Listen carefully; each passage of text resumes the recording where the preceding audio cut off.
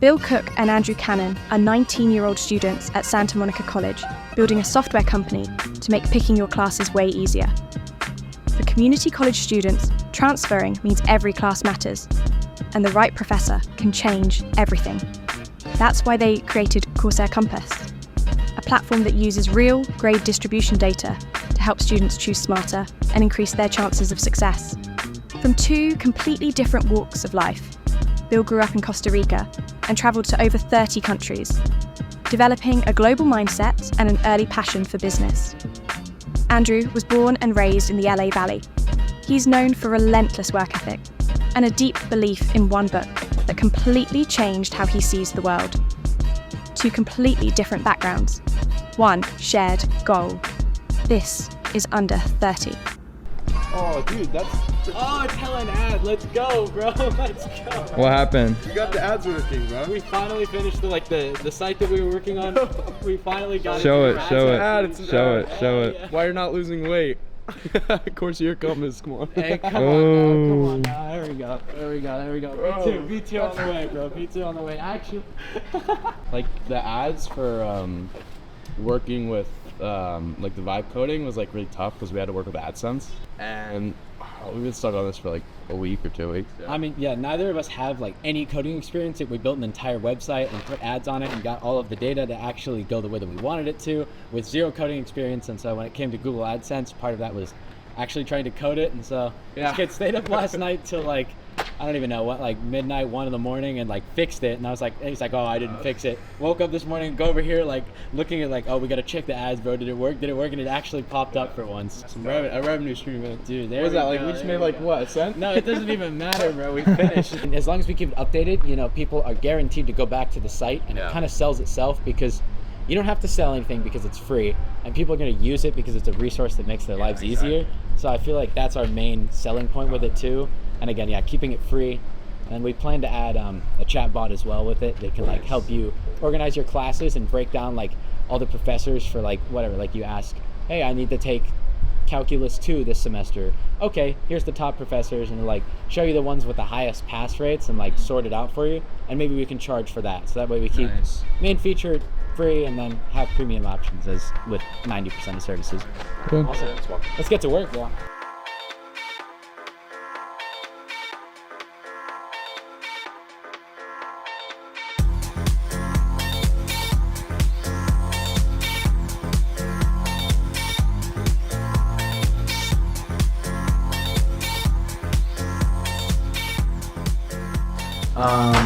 Let's go through the Google AdSense first, because I keep getting these if it shows stupid emails. It shows analytics. I think bro, the problem with like vibe coding and like, you want to talk about the vibe coding?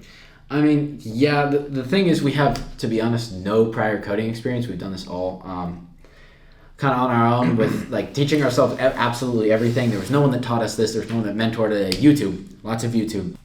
And then I brought it up to Bill, and I was like, I had this idea last semester of like putting Rate My Professor and the grade distribution together, so it's like I don't have to go to Rate My Professor and then go back to grade distribution to find the best professor. Like it would save me hours just to, I mean, for me, like I want to find the absolute best professor for my class, because I think for people at community college that really want to transfer to the best school possible, they really care about their GPA.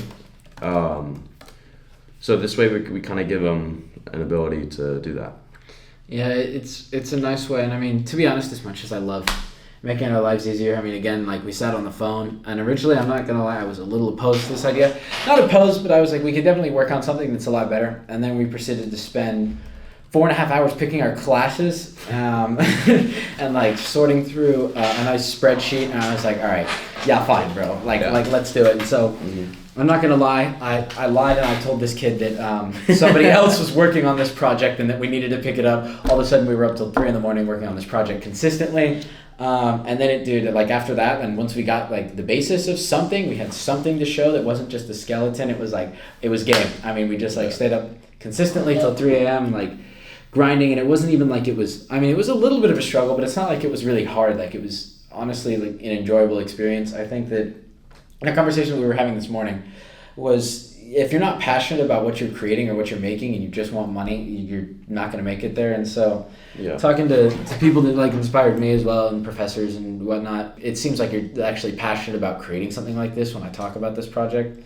And I mean, I'm sure the same goes for him, right? We're staying up doing all this work. So I think that that's a massive role that it plays too. It's like, don't get me wrong, I love money. Like, you get like, I'm waiting for that Porsche in the driveway. But I feel like you definitely have to have a passion for what you're doing a little bit too. I don't want to ruin it, but I just this one. Oh, we can do that one. Yeah. All right. Look, like I kept looking at this error like 8 times. Why did you do it 8 times, bro? Well, I thought I was fixing it. What's the error? I don't know. Bro, go back and read it. No, it's fixed now. What error? For the ads? No, the error's not even fixed, bro. Okay, so here. The functionality of what wasn't working. Let me go back to AdSense. Let's do that. Let me go back to AdSense.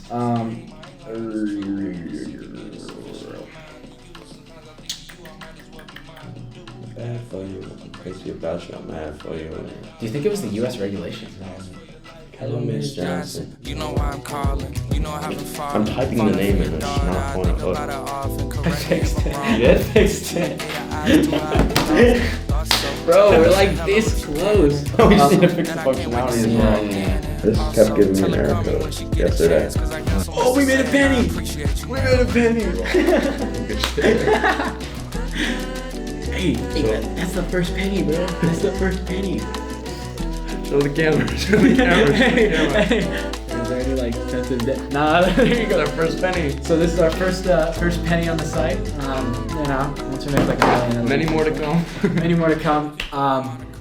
We're currently trying to work through the ad problem. We created the site. It took us a couple days. I'd say like the biggest struggle was probably trying to get our data together. And we finally got that, and then it was just like tweaking little things, and so now we're going through and trying to troubleshoot a little bit, because we got the ads to show up on our phones, but of course they're not showing up on a computer. So And they're not completely showing up on the phones either.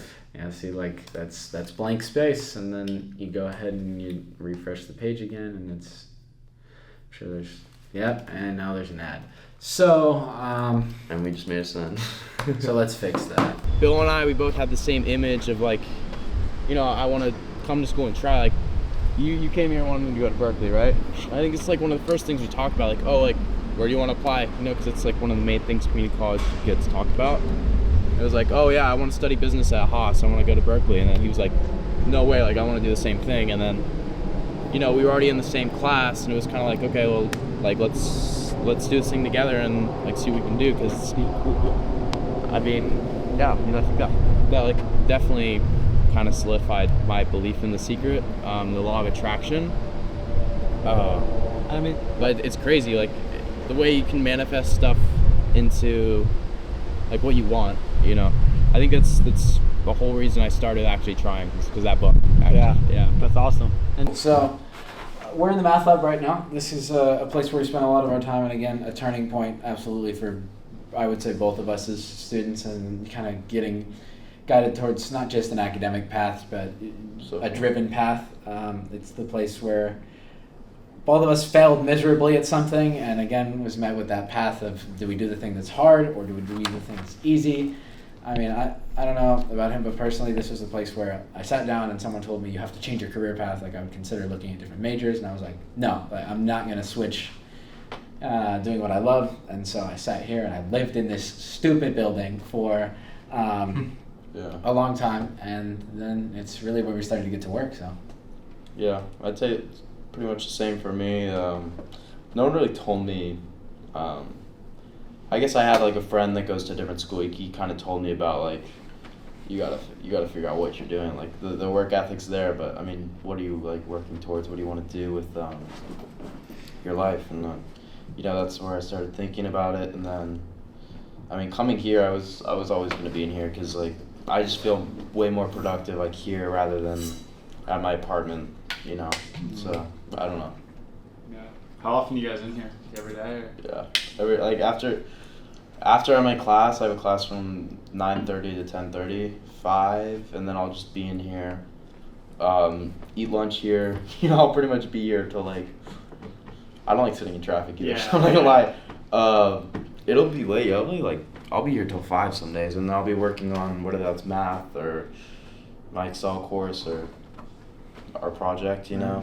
Or sometimes I'll go to Bill's apartment, which is close, but no, I think just pretty much the whole day. The library. We were in the library. Yeah. We were doing our math homework together, and then Bill like just shot it up. He was just like, you know, like we should like try and build something, you know. Like I want to make money. Like I was like, Yeah. I don't want to take a linear path, right? Yeah. And whatever, he pitched the idea, and to be honest, originally this was last semester. right. I mean, he pitched the idea, and it kind of came to a point. I mean, the first time he pitched it, I was like, yeah, whatever. I was like, cool, like that's a solid idea, but I didn't really have too much faith in it because I didn't really understand it up until we started working on picking the classes. We were like trying to pick the same classes and like trying to find the best professors. Mhm. And he brought this idea up before, and we were looking at the spreadsheet of the grade distribution, and it worked, but it took us 4.5 hours, right, to like find like the perfect classes. And then I was like, all right, yeah, there's definitely an easier way to do this.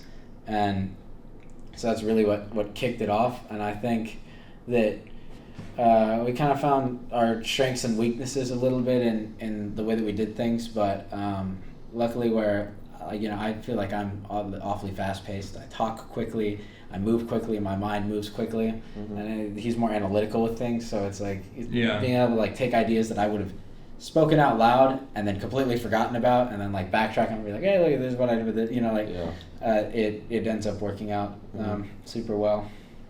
Yeah, I think he's like culminating his skills towards like being able to do something quick, work ethic, getting things out on paper, and then I guess I don't know, like going over details is my thing. I don't really know. I mean, it's really just like whatever needs to get done, we'll do it. You know, and then if he's better at that, then he'll work with that. But yeah, I mean, I'd say we both take lead in different ways, but I think it's a pretty good combo.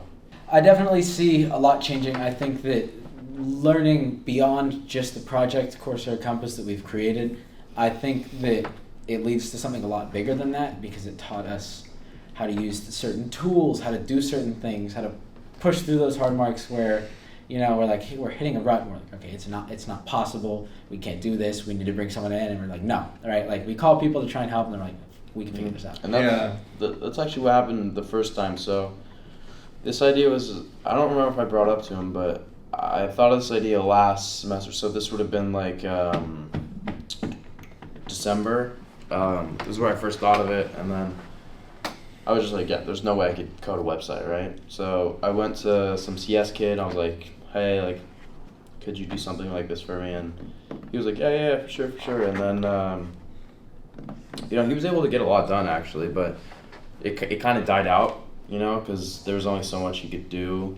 And then I met someone for my internship, and he this was all about vibe coding. So I was like, this might actually be possible now, you know. And then that's when I brought up to Bill. I was like, yo, Bill, check out this site. Like, we could vibe code this. And he looked at it. He was like, wow, this is sick. Yeah, it's essentially using AI to code things. So we have no prior computer science experience, and essentially we just went in and learned how to use all of these resources, essentially taking a thought, which AI can't create, and putting it into AI to help finalize that thought, and then putting that into a program that can code it, and it essentially provides an output. And I think, so that's what vibe coding is. But another part of the project was, I think a large part of it too was what really kicked it off, and especially got us working on it, because we had come up with the first original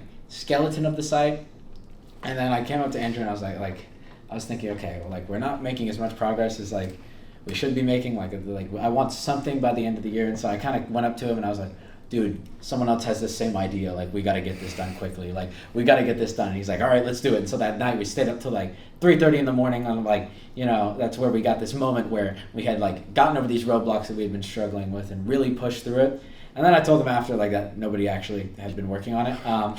But I wasn't even that. I mean, but it got us to work on that. And I feel like that was such a funny, pivotal moment. And then from there on out, once we had something to show, it was pretty easy from there because we had we had a project, and it was no longer just a vision, it was something that we could show. Yeah. And so now it was just fixing little things, and as you saw this morning, we finally got the ads done, so we're really in the final stretch of it, and I don't think it would have felt as good, or that would have been the same reaction had we done it in a day. But I mean, back to like the 6 months question, I think really once we get this finalized, all the functionality and just making sure the UI is good, that we're moving on to like expanding this to every school that we can, and I think 6 months from now that's going to be done and everyone's going to be using it. Yeah. Don't give up your equity. Don't give up your equity. Like, there were a lot of times where we hit a roadblock and we were like, all right, we need to bring someone else in on this. We don't have a lot of funding. We're college students. We're like, okay, well, we can give up 10% to do this. And, and we considered it truly. And we're like, no, right? Like, I'd rather pay someone out of pocket, or like, we'll figure out a way, but don't give up a part of that company. Or you don't want to end up like Steve Wozniak, right? Or like even Steve Wozniak bought out too early, but you don't want to end out like, getting cut out of a deal or cutting yourself short because you doubted yourself. And I think that it's like, you're crazy until everyone asks you how you did it. And I think that's a part of it too, is do not let people get to you. There's going to be people throughout everything that you do your entire life telling you not to do things, that it's not going to work out. And that's because they've lived their life by a set of rules and a set of things that happened to them specifically that led them to that opinion. You're not on that path. You're on your own path. So, Also, stay true to yourself. And in terms of like the building, like actually building what you your idea, I think that really comes down to knowing what resources to use, and not just knowing what resources to use, knowing how to use them. So whether that's YouTube, ChatGPT, I mean, we have so many resources to find other resources, right? So there's not really an excuse to not be able to do something, especially with all this AI out there today. I think there's a lot of opportunity, and like we're all just trying to take what's the word? Take advantage. Initiative? Take advantage of what's in front of us. Mm-hmm. Yeah. But I think like the market's like completely changed. I think everything that worked before is just going to work better now with AI, and it's not going to have to. Yeah. So I mean, it's people begged for an opportunity like this, and like throughout my like life, I'd always like thought about like the next .com era somehow, like what's going to be the next big thing that can make you money and really like that you can innovate on and create something new. And this is as stupid and as cliche as much as like the word LLM and AI are like these buzzwords. I think that this is a chance for you to go out and learn something that isn't being taught yet, because I think that there is, again, the vision of school. It's important to know the basics of business, absolutely, but you have to take initiative and learn things that aren't being directly taught to you. You have to find them. And so going through and searching and finding things and asking questions and being curious is such an important part of it, right? You just need to try things, right? Even if it doesn't work, even if someone hasn't given you a form or a way to do it, you have to try. And you have to go out and give it the shot of, okay, well, what's this resource? What's this resource? Okay, that didn't work. All right, that helps give us a vision of another way that we can do it. So definitely problem solving and adaptability is huge in that as well. Yeah. Started to look into it. Obviously, we're in California, Yeah. and a nice LLC is a solid $800 a year to keep up. But you can't open one in Wyoming. I think that the time, the time Real. to patent is when you're going to start sharing the idea, and there's a chance that it could be stolen, or not stolen, but rather recreated quicker. I think once you start to scale, there's less of a concern, because if you have a majority of the market share and you're already ahead, it's pretty hard for people to catch up. I mean, you can compare it to a company like Lyft or Uber. I'm sure you could create a new rideshare app. Good luck, right? Like, even if it's not patented, like you can't catch up to them. So I think when you're small and there is that opportunity for someone to kind of like beat you to the punch and beat you to the rest of the market, that's when you need your patents. You can shut them down early. But otherwise, once you're like a conglomerate, like you're gonna be all right. I also think like a good time to patent is when you have, like, I think some people get excited, a lot of entrepreneurs that get excited, like, but they don't really do their research in terms of the market, right? So if you're gonna pay for a patent, like you should make sure, well, first of all, like what you're doing is fully functional. Like another reason we haven't fully patented it yet is like we want to make sure that this is fully functional before we do that, and then also knowing that people want your product, you know. So don't go wasting your time or money on something you know people won't use. Yeah. So I remember seeing that. It was like the first YouTube video you posted. Oh yeah, validation. Yeah. I remember hearing him talk about that, like just knowing that people actually want to use it, you know. Yeah, it's super important. Yeah. Because you don't want to invest all the money and then just Realize no one uses it. And Yeah. if you truly believe in what you're creating, right, Yeah. then you absolutely have to invest money up front. I think that's just kind of the cost of starting a business. Is it's all a risk, right? There's no risk or there's no reward without the risk Yeah. involved. And so part of that is if you truly believe you have a product that people will buy or a service that people will buy or use, that will be productive and that will be sold, I think that you have to put in that initial investment. Yeah. The other thing is you have to make sure that you're patenting the right thing, because you can't patent an idea, right? Like you can't patent a thought. So the idea, oh, I'll give a ride to somebody else in my car. They can't patent that idea. But what they can patent is the process. And like, so for us, that's the way that we extract data, the way that we put up the site, the way that we display data. That's all patentable. But taking grade distribution, which is public data, and making it pretty is not copy. I can't say that's mine because it's public data, right? Yeah. So definitely figuring out what exactly you're patenting and whatever the hardest part of the process is for you, or the hardest part of the process would be for other people. That's what that's not what, that is what you want to patent, but the part that you want to patent is the easiest part of the process that people can replicate. Yeah. That is the part that you want to make sure you lock it down and make sure you can be like, nope, shut down, like you're done, like we here you go. Yeah. Goodbye. Because otherwise, of course, they'll come through and just wipe you out, right? But there's the chance, and you don't want to leave that risk. The advice that I've been given, and definitely the steps that we're taking now, is early. You said you don't want to spend a lot of money, so maybe it's getting legal advice from anyone, your friend's mom's, grandma's goldfish, right? Like anyone who has a background in law that can just give you insight into what to look into before you spend those hundreds of billable hours asking questions that can be answered for free. And again, as he said, do your due diligence, do your research, and that way you have calculated questions so you can get it done in an hour, or even do it yourself sometimes, rather than spending like 3 or 4 hours like asking questions on questions you could answer yourself. For example, like Bill and I, we didn't know about vibe coding when we thought about the Depop idea. Because again, this wasn't Depop exactly. This was like having college designers sell to college students. Mm-hmm. And we had the business plan written out, ready to go. It was presentable. We did the research. It wasn't great, but it was good. And then it was really like, are we about to pay someone, I don't know, hundreds of dollars to build this, right? And then, I think it's good that we didn't go with it. One, because we didn't have the best feedback from the surveys, and also, like, what if we knew about vibe coding right then and there? Like, could have. Yeah. I think it's interesting too. It also kind of allowed us to continue to develop the mindset that we needed for this, right? Because every failure followed with a lesson, one way or another. And so I think with that specifically, it wasn't, because with this, what's interesting is we didn't survey for it.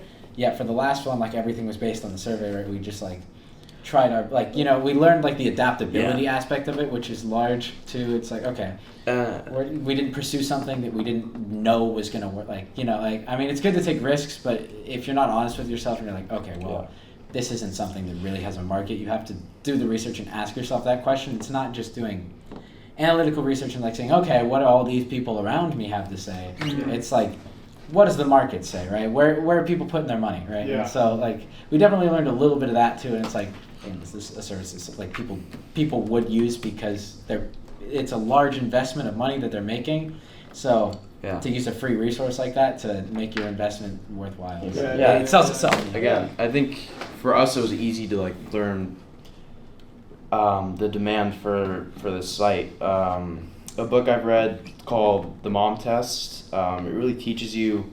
It's kind of like the other side of a survey where you're like face to face with your customer, I guess, your future customer, and you're kind of asking them like problems with what they have now, like not directly asking them, hey, if I had a site with this, and that, like, do you think you would use it? Well, obviously they would say yes in that situation, depending on, I don't know how nice your friend is, but knowing how to ask certain people, like your target market, knowing how to ask them certain questions to know how you should adapt your business idea. So I think that is super important, getting honest feedback, because like I asked a lot of people about the Depop idea, and they were just like, yeah, that's a great idea, okay. And I was like, oh yeah, it costs this much, and they were like, yeah, it's still a great idea, I think it'll work. Like that wouldn't have worked out. Mm-hmm.